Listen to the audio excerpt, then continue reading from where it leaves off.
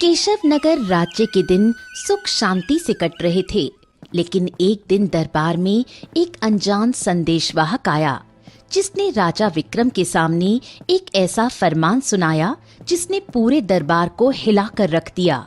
राजा विक्रम अपने सिंहासन पर बैठा था। दरबार में मंत्री जगन्नाथ, सैनिक और अन्य दरबारी उपस्थित थे। अचानक द्वारपाल अंदर आता है। महाराज की जय हो। महाराज, एक अजनबी दूत आपसे मिलने की अनुमति चाहता है। कौन है वो और किस राज्य से आया है? महाराज, कहता है कि पड़ोसी राज्य से आया है, बहुत जरूरी संदेश है। ठीक है, उसे अंदर ले आओ, जाओ। राजदूत अंदर आता है, शाही पोशाक में, लेकिन आंखों में अजीब सी चमक थी। वो झुककर अभिवादन करता है। महाराज विक्रम के जय हो, महाराज विक्रम के जय हो। मैं राजा कहर सिंह का दूत हूँ। हमारे सम्राट ने यह संदेश भेजा है। राजा विक्रम और दरबारी उत्सुकता से सुनते हैं। राजा विक्रम, केशव नगर की समृद्धि अब समाप्त होने वाली है। अगर तुम मेरी अधीनता स्वीकार कर लो तो तुम्हें कोई हानि नहीं होगी, लेकिन अगर इनकार किया तो मेरी विशाल सेना तुम्हारे इस राज्य को रौंद डालेगी। इतना कहकर राजदूत चला जाता है। उसके जाते ही दरबार में हलचल मच जाती है। कुछ दरबारी फुसफुसाने लगते हैं। राजा विक्रम गहरी सोच में पड़ जाते हैं। अरे, कहर सिंह एक क्रूर राजा है, उसकी सेना भी विशाल है। मंत्री जी, क्या हमारे पास कोई और रास्ता नहीं है? महाराज, युद्ध टालने का केवल एक ही उपाय है, वो रहस्यमयी तलवार। हाँ। राजा विक्रम चौंक जाते हैं। क्या? तो क्या तुम उस तलवार की बात कर रहे हो जिसे हम केवल एक दंत कथा मानते हैं? नहीं नहीं नहीं नहीं नहीं महाराज, ये कोई कहानी नहीं, बल्कि ये एक सत्य है। वो तलवार अद्वितीय है। जब तक वो आपके पूर्वजों के पास थी तब तक उन्हें कोई हरा नहीं सका, लेकिन जब उन्होंने वो महल छोड़ा तभी वो कई बार पराजित हुए। हाँ। लेकिन वो खंडहर नुमा महल अब श्रापित माना जाता है। जो भी अंदर गया वापस नहीं लौटा। यही तो, अरे महाराज, यही तो कारण है कि अब तक किसी ने तलवार को हासिल नहीं किया।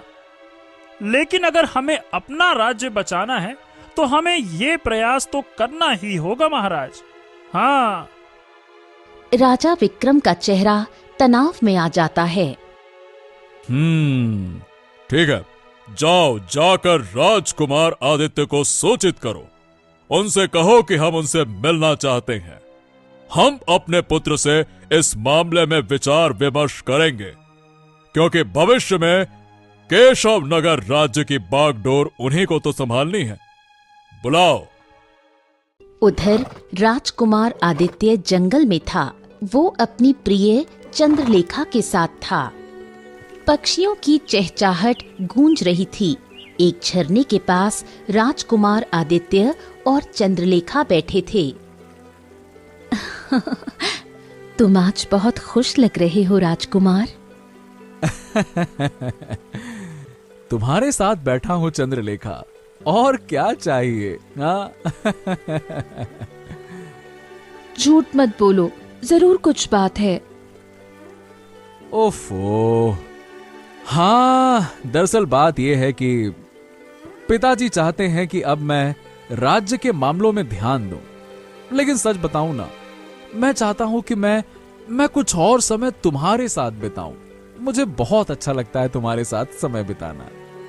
राजा का बेटा कब तक जंगल में घूमेगा? एक दिन तुम्हें भी सिंहासन पर बैठना है। तभी महल का एक सैनिक आता है और झुककर कहता है। राजकुमार की जय हो। राजकुमार, महाराज ने आपको तुरंत महल बुलाया है। मामला बहुत गंभीर है राजकुमार, चलिए। आदित्य का चेहरा गंभीर हो जाता है। हाँ, देखा चंद्रलेखा, चलो अब मुझे जाना ही होगा। आखिरकार हमारे पिताजी ने याद जो किया है हमें। चलो, मैं फिर मिलता हूं तुमसे। आदित्य घोड़े पर सवार होकर महल की ओर निकल पड़ता है। कुछ ही देर में आदित्य महल पहुंच गया। पिताजी, आपने मुझे बुलाया? हाँ पुत्र, हाँ। दरअसल बात यह है कि हमारा राज्य संकट में है और हमारे पास केवल एक ही उपाय है, वो रहस्यमयी तलवार। ओ, अगर ऐसा है तो मैं उस तलवार को हासिल करके रहूंगा पिताजी।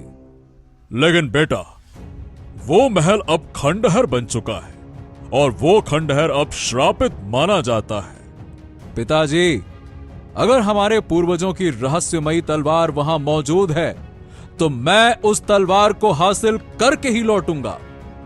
मैं कल सुबह ही अपने पूर्वजों के महल की ओर प्रस्थान करूंगा। अगली सुबह आदित्य अपनी प्रेमिका चंद्रलेखा के पास पहुंचकर उसे सारी घटना बताते हुए बोला। हाँ, तो चंद्रलेखा, मुझे वो तलवार हर हाल में हासिल करनी होगी। क्या तुम उस खंडहर में जाओगे? अब और क्या विकल्प है? अगर वो तलवार हमारे पास आ जाए तो केशव नगर अजेय बन सकता है। तो मैं भी तुम्हारे साथ चलूंगी, और क्या। तुम मजाक कर रही हो चंद्रलेखा। ये कोई आम जंगल यात्रा नहीं है। वहां खतरे हैं, रहस्य है, बहुत सारी चीजें हैं। तुम सोचते हो कि मैं डर जाऊंगी? अगर तुम बहादुर हो तो मैं भी हूं। लेकिन चंद्रलेखा, मेरी बात समझो। तुम्हें वहां ले जाना ठीक नहीं होगा।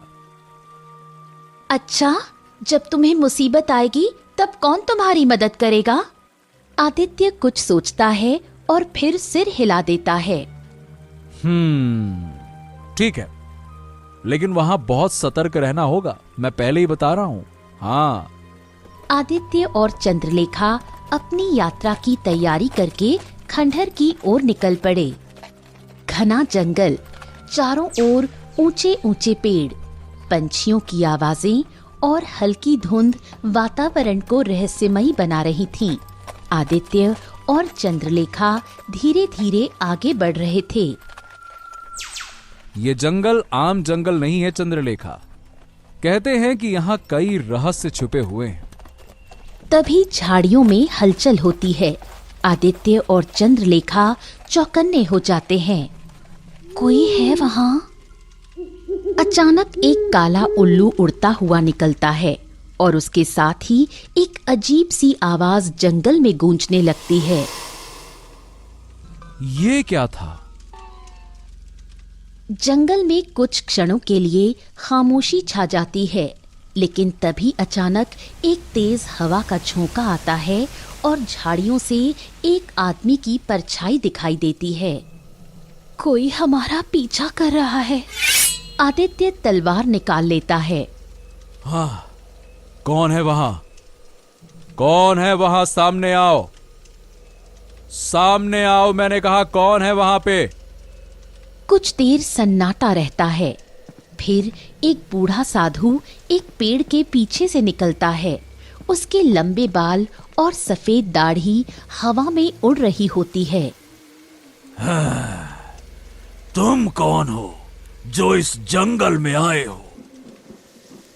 मैं केशव नगर का राजकुमार आदित्य हूं। हाँ, और ये तुम्हारे साथ लड़की कौन है?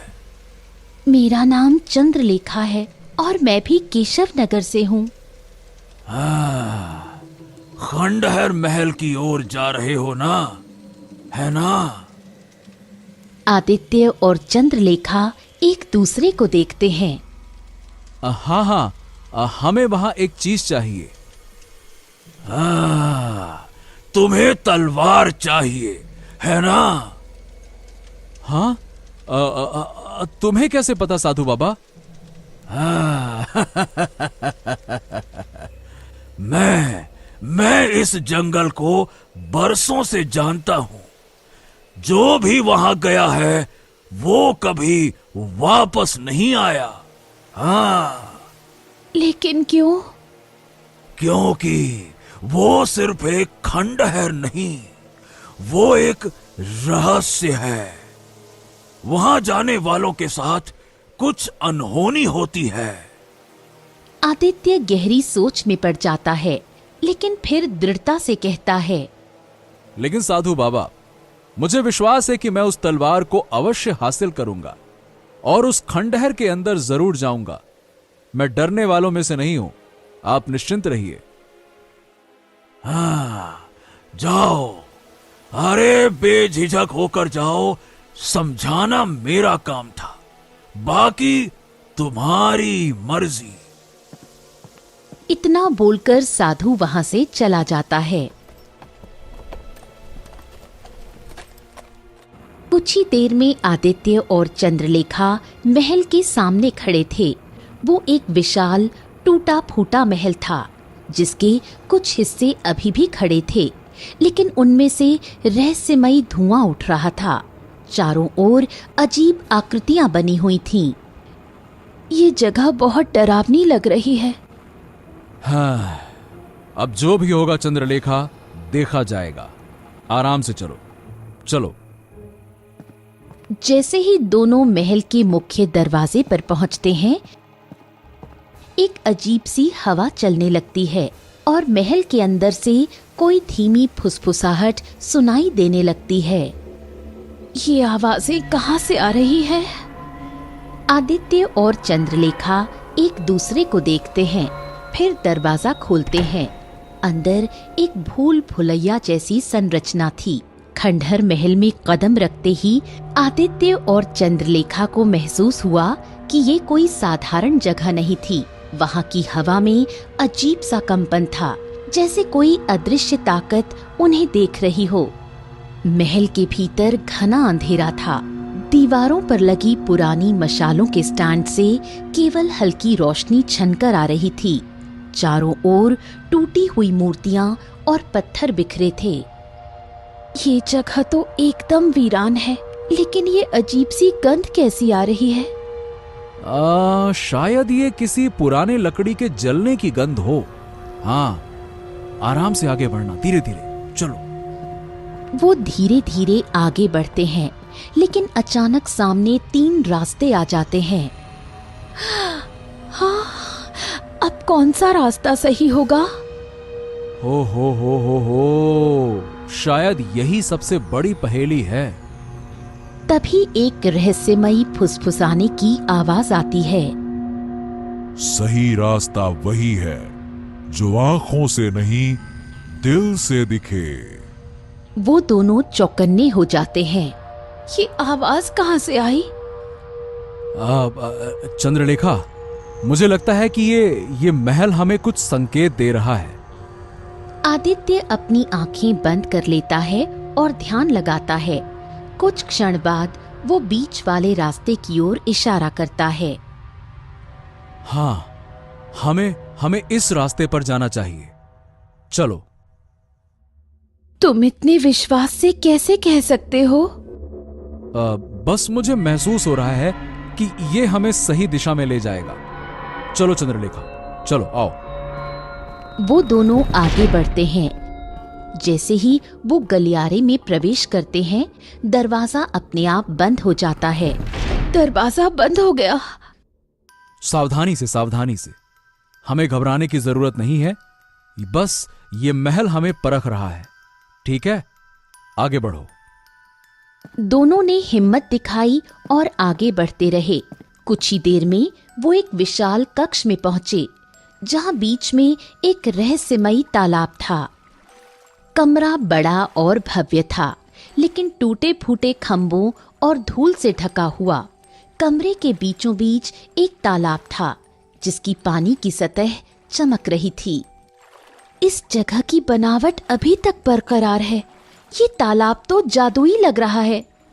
ये कोई साधारण तालाब तो बिल्कुल नहीं हो सकता। आदित्य तालाब के किनारे जाता है और उसमें झांकता है। अचानक तालाब का पानी हलचल में आ जाता है और उसमें एक छवि उभरती है, एक रहस्यमयी दरवाजा और उसके पीछे रखी तलवार। क्या तुमने देखा? तलवार उस दरवाजे के पीछे है। हाँ, मैंने देखा, लेकिन सवाल यह है कि उस दरवाजे तक पहुंचने का रास्ता कहां है?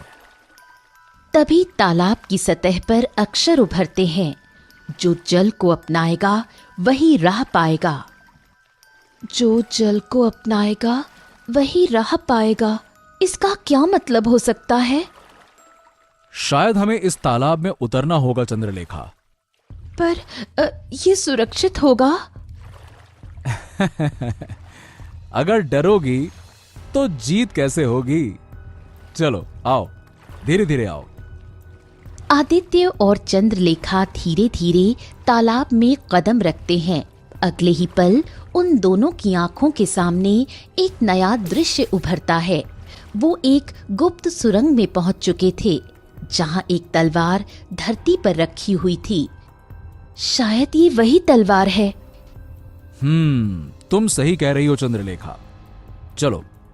इतना बोलकर आदित्य तलवार के नजदीक चला गया और उसने तलवार उठा ली। जैसे ही आदित्य ने तलवार को स्पर्श किया, अगले ही पल चंद्रलेखा और आदित्य ने स्वयं को उस महल के बाहर खड़ा हुआ पाया। आदित्य तलवार और चंद्रलेखा को लेकर सीधा महल की ओर चला गया। दरबार में राजा विक्रम, राजकुमार आदित्य, चंद्रलेखा, मंत्री जगन्नाथ और कई दरबारी मौजूद थे। अरे वाह वाह वाह वाह पुत्र वाह, ये तो सचमुच आश्चर्यजनक है। मैं इस तलवार को केवल एक दंत कथा मानता था, लेकिन तुमने इसे लाकर साबित कर दिया कि हमारे पूर्वजों की ये तलवार दंत कथाओं में नहीं बल्कि वास्तविकता में अपना अस्तित्व रखती है। बहुत बढ़िया, बहुत बढ़िया। पिताजी, ये तलवार केवल एक हथियार नहीं, ये हमारे पूर्वजों की विरासत है, विरासत। और पिताजी, इस यात्रा में चंद्रलेखा ने मेरा साथ दिया, इसके बिना ये शायद संभव ही नहीं था। चंद्रलेखा, तुमने जो साहस दिखाया वो किसी राजकुमारी से कम नहीं है। हम अपने पुत्र का विवाह तुमसे करवाने का वचन देते हैं। हाँ। दरबार में तालियों की गूंज उठती है, लेकिन तभी मंत्री जगन्नाथ आगे बढ़ता है। महाराज, ये सचमुच अद्भुत है। वर्षों से इस तलवार की कथा सुनी थी, पर इसे देखने का सौभाग्य आज मिला। महाराज, कृपया इसे मुझे देखने की अनुमति दें। हाँ हाँ, क्यों नहीं, अवश्य मंत्री जी, ये लीजिए, देखिए। जैसे ही राजा विक्रम तलवार मंत्री को सौंपते हैं, मंत्री अचानक जोर से हंसता है और तलवार को कसकर पकड़ लेता है। दरबार में सन्नाटा छा जाता है।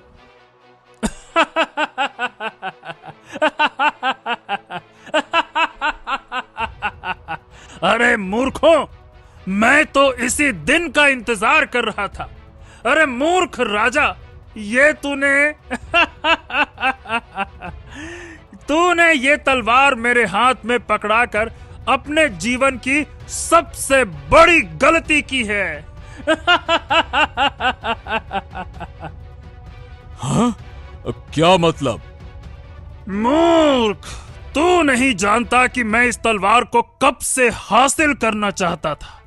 जो राजदूत तेरे दरबार में आया था ना, उस राजदूत को राजा कहर सिंह ने नहीं भेजा था, बल्कि मैंने भेजा था। ये सुनकर राजा विक्रम और राजकुमार आदित्य बुरी तरह से चौंक पड़े। ओह, इसका मतलब कि तुमने हमसे झूठ बोला। हाँ, और ये सब मैंने इसलिए किया ताकि मैं इस तलवार को हासिल कर सकूं।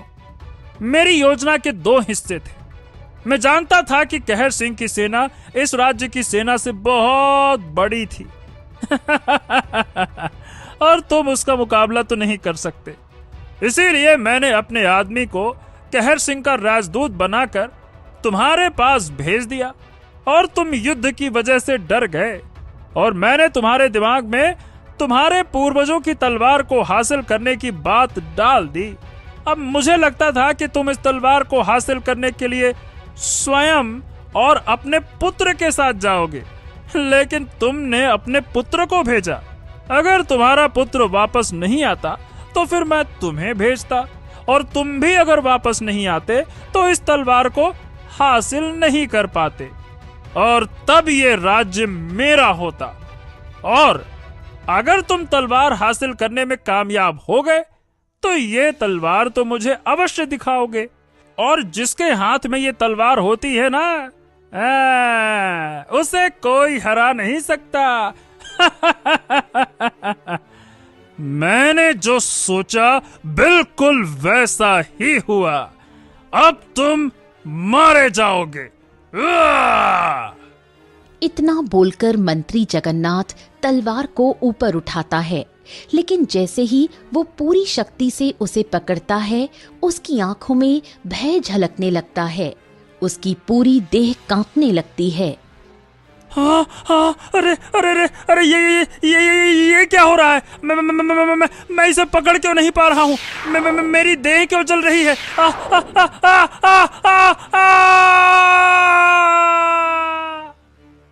तलवार सुनहरी आभा से चमकने लगती है और मंत्री जगन्नाथ चीखता हुआ जमीन पर गिर जाता है।